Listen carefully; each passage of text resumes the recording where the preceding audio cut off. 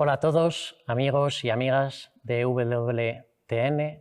Mi nombre es Carlos Langdon del Real, soy sacerdote de la diócesis de Alcalá de Henares, en Madrid, y actualmente desempeño mi ministerio como formador del Seminario Mayor Diocesano. Aprovecho para pediros oración por el equipo de formadores, por los seminaristas y, por supuesto, para que el Señor siga enviando obreros a su mies.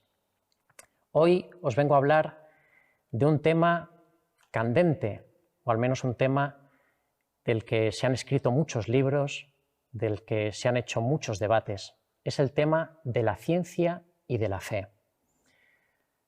Hay mucha gente que piensa que la ciencia y la fe no son compatibles. Muchos no creyentes fundamentan su ateísmo en esa afirmación y dicen cosas como las siguientes: yo no creo en Dios porque creo en la ciencia. O, por ejemplo, no creo que exista nada que la ciencia no pueda medir. O también, la ciencia da respuestas a todo, tarde o temprano. No hay que apelar a creencias acientíficas. También a veces, no sin razón, muchos ateos han visto en las distintas religiones, incluida también la religión cristiana, actitudes que han obstaculizado una determinada investigación de carácter científico, por considerar que las hipótesis no eran compatibles con determinados dogmas religiosos o con la Sagrada Escritura. El Concilio Vaticano II, en su Constitución Gaudium et Spes, dice lo siguiente: hay que deplorar algunas actitudes que no han faltado a veces entre los mismos cristianos al no haber entendido suficientemente la legítima autonomía de la ciencia, y con las disputas y controversias suscitadas consecuentemente, han llevado a muchos a pensar que fe y ciencia se oponen entre sí. Sobre la legítima autonomía de la ciencia, se atribuye a Galileo Galilei una famosa cita que dice así: la Biblia enseña la manera de llegar al cielo, no cómo funcionan los cielos. Esto es interesante porque a veces se ha hecho una interpretación literal de la Biblia, como si ésta pretendiera resolver cuestiones de orden científico. En cualquier caso, es una realidad. Para muchos, hoy la ciencia está arrinconando la idea de Dios. Piensan que durante muchos años la fe ha obstaculizado el desarrollo de la ciencia, pero que éste ya es imparable y además ha demostrado ser muy fiable, a veces casi irrebatible. No así, en cambio, la creencia en lo sobrenatural, que a menudo ha ofrecido respuestas poco satisfactorias o directamente erróneas a muchos de los fenómenos naturales que nos rodean. Pienso, por ejemplo, en los rayos de una tormenta eléctrica. Los antiguos muchas veces ofrecían respuestas mitológicas de carácter religioso. Luego llegó la ciencia, la lógica de lo natural, y desacreditó completamente estas teorías, que hasta entonces eran creídas y compartidas por muchos. Este ejemplo que se me ocurre, y otros muchos, han servido para que muchos pongan en cuestión el fenómeno religioso. Y de allí arranca la supuesta contradicción entre ciencia y fe. Lo primero que me gustaría decir es que todos, científicos o no, o si se prefiere creyentes o no creyentes, de un modo u otro funcionan en la vida con un sistema de creencias determinado. También los no creyentes, por más científicos que puedan ser. Yo podría decir que un científico ateo no cree en Dios, pero también podría decir que un científico ateo cree que Dios no existe. Es decir, lo mismo, pero en positivo. Cree en la inexistencia de Dios. No lo ha demostrado científicamente, pero cree que es así. Es más, quien solo admite que lo tangible es real, que lo tangible, aquello que puedo tocar y medir de algún modo, está asumiendo un punto de vista que no puede fundamentar de manera empírica. Está basándose en el fondo en una conjetura. Está tomando como cierta una hipótesis que no puede contrastar desde la misma ciencia.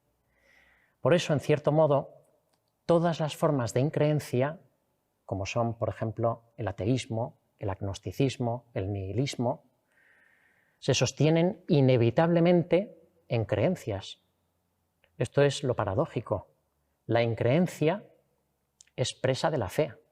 Por decirlo de algún modo, el ateo es creyente de su propia fe atea. De modo que tendríamos que salir del marco en el que habitualmente y erróneamente se sitúa esta cuestión. Un marco que asume que el creyente tiene creencias y el ateo no las tiene. Ni siquiera el ateo, que sustenta su ateísmo en la ciencia, es incrédulo. Él también inevitablemente cree. De hecho, fijaos que uno de los primeros o de los más importantes filósofos de la ciencia, Karl Popper, defiende que la fe es necesaria para hacer ciencia, defiende la necesidad de la metafísica, es decir, de lo que está más allá de la física, para el progreso científico. Dicho esto, la cuestión de fondo es la siguiente. ¿Es posible creer en Dios sin renunciar a la ciencia? O también podríamos preguntarnos, ¿sigue siendo razonable la fe hoy, después de haber comprobado el potencial enorme de la ciencia para conocer el mundo que nos rodea? Voy a asomarme a este tema de la mano de Galileo, sobre el que pesa una gran leyenda negra, por cierto, porque en contra de la creencia establecida, Galileo no fue condenado a muerte ni torturado por la Inquisición. La Iglesia, en su día, mandó estudiar a fondo el famoso caso Galileo para determinar qué había de verdad en todo lo que se venía diciendo y también con vistas a la sanación de la herida que ha supuesto para la Iglesia su relación aparentemente tormentosa con la ciencia. Pero en este tema yo no me voy a meter. En una carta escrita a un astrónomo de la época, a Mark Welser, Galileo Galilei dice lo siguiente: buscar la esencia lo tengo por algo imposible, pero si queremos conformarnos con aprehender ciertas afecciones, no me parece que sea imposible el conseguirlo tanto en los cuerpos lejanísimos como en los más próximos. Esto es muy importante porque Galileo está reconociendo que la ciencia experimental tiene un límite, que no lo puede todo. Puede estudiar los accidentes de la materia, pero no puede estudiar la esencia de las cosas, es decir, lo que las cosas son. Es fundamental tener presente este límite de la ciencia para no caer en el cientificismo habitual de muchos ateos.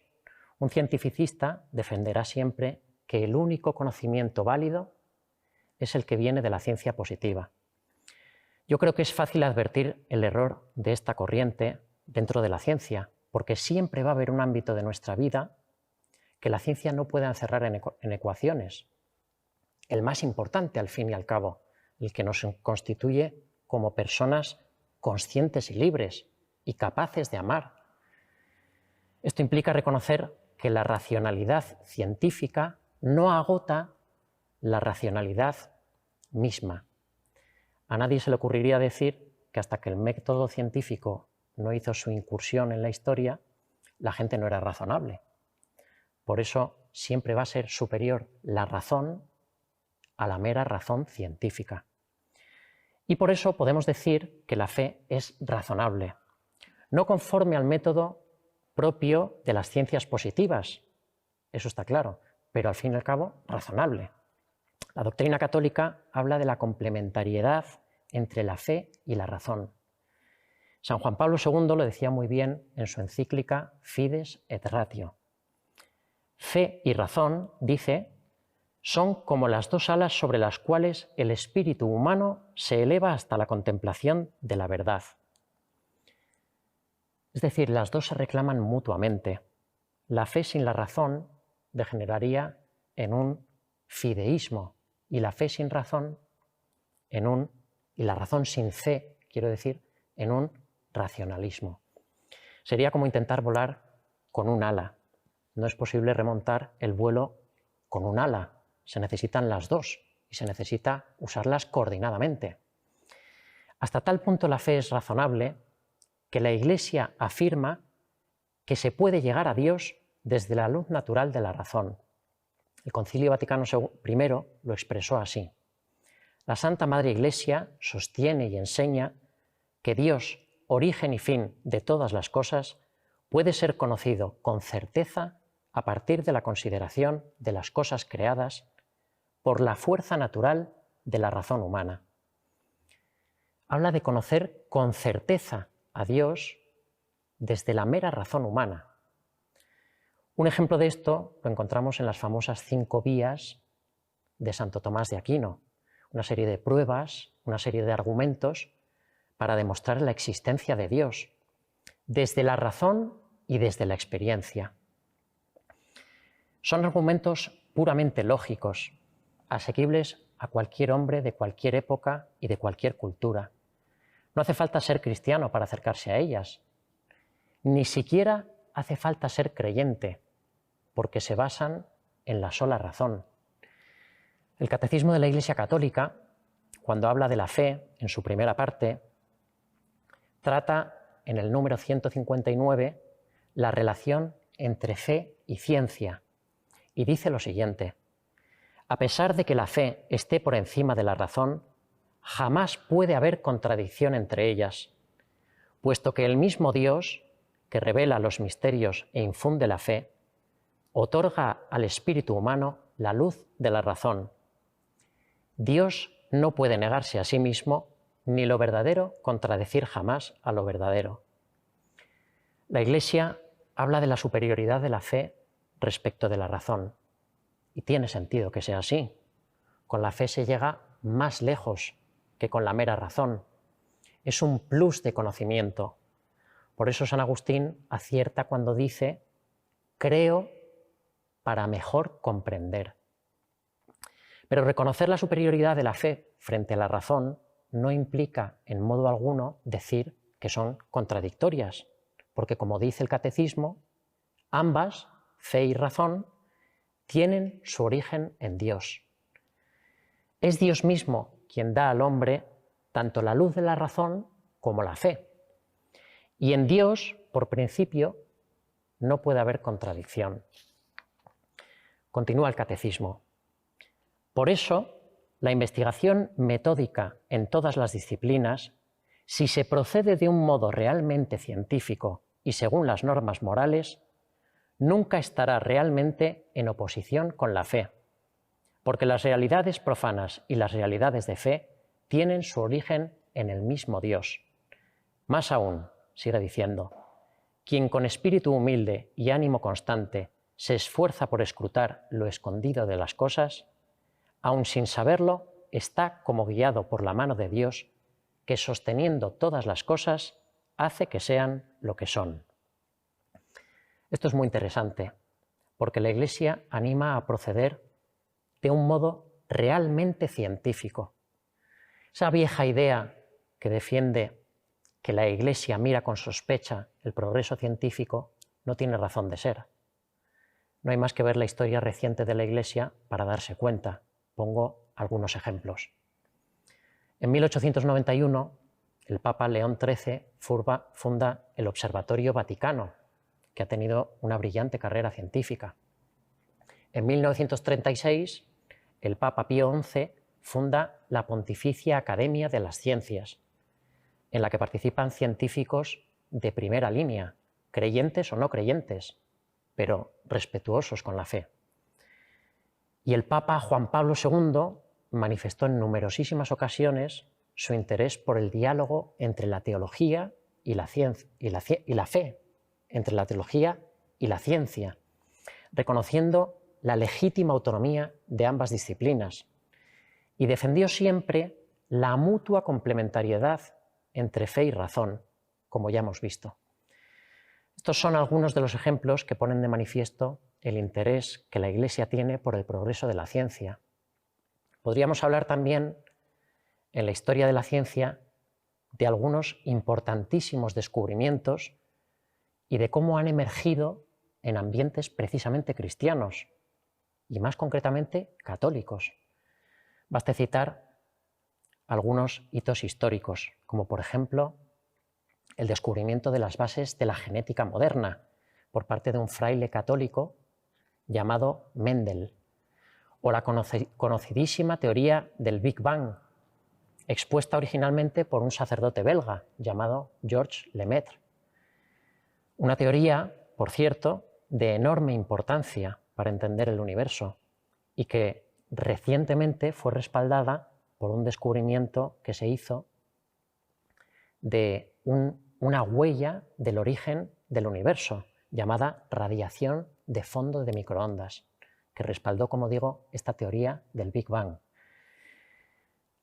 Otro dato que podríamos tener en cuenta también es el papel decisivo que la Iglesia jugó en el establecimiento de las universidades, centros donde precisamente se promociona el progreso y el conocimiento científico.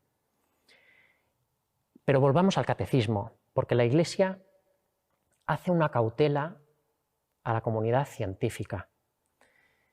Dice, hay que escrutar lo escondido de las cosas, una expresión muy bonita, con espíritu humilde y con ánimo constante. En otras palabras, sin humildad no hay ciencia. Como todo en la vida, es posible hacer mal uso de cosas que en sí mismas son buenas.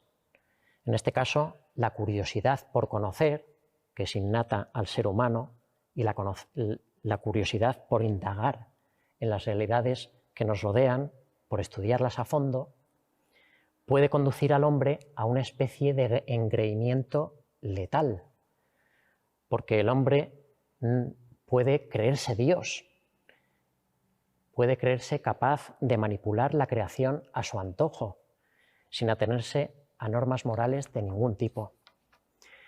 También el cientificismo puede ensombrecer la misma capacidad racional del hombre. Hay un caso paradigmático que llama mucho la atención y que es digno de mención. Stephen Hawking, uno de los científicos más reconocidos del mundo y ateo declarado, defendió que no es necesario invocar a Dios como creador del universo y dijo algo tan sorprendente como lo siguiente: la nada, por gravitación, da origen a múltiples universos. Es una afirmación tan sorprendente como absurda, desde el punto de vista lógico, ya que no puede haber gravitación si antes no hay materia. La nada no puede dar nada de sí, porque no tiene propiedad alguna. O lo que es lo mismo, la nada, nada es, y no se puede predicar de ella otra cosa. Este razonamiento es claro a todos los niveles. De hecho, es absolutamente indubitable, porque tiene que ver con el principio de no contradicción. Sin embargo, y esto es lo llamativo, tenemos a un científico de la talla de Stephen Hawking cayendo en un error de base. Y esto sucede cuando desde la ciencia se pretende dar solución a problemas de orden filosófico o teológico. Tan complementarias son la ciencia y la fe que cuando se trata de desechar la fe desde la ciencia, se minan los fundamentos de la lógica más elemental, sobre la cual se sustenta precisamente la ciencia. Esto es precisamente lo que ocurre con el cientificismo. La ciencia y la fe son caminos complementarios que conducen a la verdad.